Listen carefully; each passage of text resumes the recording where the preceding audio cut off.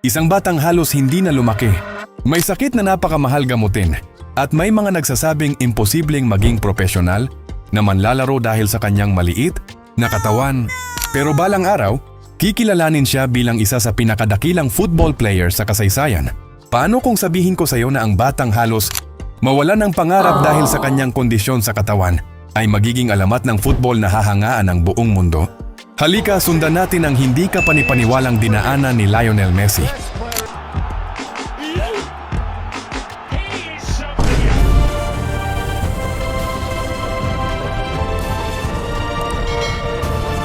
Bago siya naging isa sa pinakasikat na atleta sa planeta, isa lamang siyang tahimik na batang lumaki sa lungsod ng Rosario sa bansang Argentina. Habang ang ibang bata ay naglalaro para lamang magsaya, si Messi ay tila ipinanganak na may kakaibang koneksyon sa bola. Sa murang edad, kapansin-pansin na agad ang kanyang talento. Pero may isang malaking problema. Habang lumalaki ang kanyang mga kaibigan, tila mabagal naman ang paglaki ng kanyang katawan. Nang suriin siya ng mga doktor, natuklasan nilang mayroon siyang growth hormone deficiency. Isang kondisyon na maaring makaapekto sa kanyang paglaki at kinabukasan bilang atleta. Mas masakit pa rito, napakamahal ng gamutan. Bawat buwan, kailangang gumastos ang kanyang pamilya ng halagang halos hindi nila kayang bayaran. Unti-unting nagiging malabo ang kanyang pangarap. Pero dito nagsimulang mabuo ang isang kwento na walang sino man ang makakalimot. Habang maraming koponan ang nag-aalinlangan, dahil sa kanyang maliit na pangangatawan, may isang club sa Europa na nakakita ng bagay na hindi nakita ng iba. Ang FC Barcelona.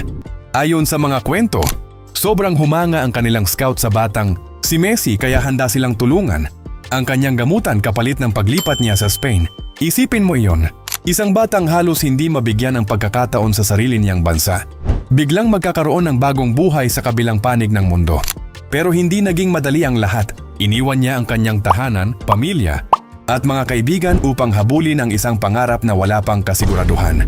Sa bagong bansa, kailangan niyang makibagay sa bagong kultura, bagong wika at napakataas na antas ng kompetisyon. Araw-araw niyang pinatutunayan na mali ang mga taong nagdududa sa kanya. Habang lumilipas ang mga taon, nagsimulang makita ng mundo ang kakaibang talento niya. Ang bilis, ang kontrol sa bola, ang kakayahang lampasan ang maraming kalaban na parang hindi sila naroon, at higit sa lahat ang kanyang determinasyon. Noong una siyang sumabak sa pangunahing koponan ng Barcelona, kakaunti lamang ang nakakaalam na nasasaksihan nila ang pagsilang ng isang alamat. Sunod-sunod ang mga tagumpay, sunod-sunod ang mga tropeo, at sunod-sunod ding nabasag ang mga record.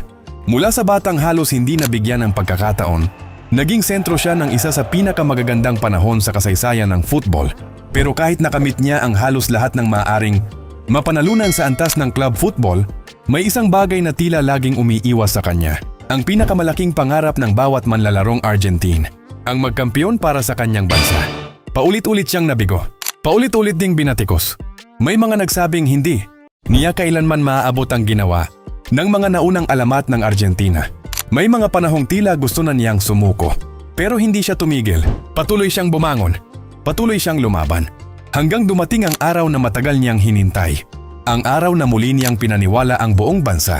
At kalaunan, ang araw na tuluyan niyang isinulat ang kanyang pangalan sa kasaysayan bilang isa sa pinakadakilang manlalaro na nakita ng mundo. Nakakabilib isipin na kung sumuko ang batang, iyon noong una niyang marinig ang kanyang kondisyon, maaaring hindi natin kailanman nakilala ang pangalang Lionel Messi. Ito ang paalala na minsan, ang pinakamalaking hadlang sa simula ng buhay mo ay maaari ring maging dahilan kung bakit magiging pambihira ang iyong kwento sa hinaharap.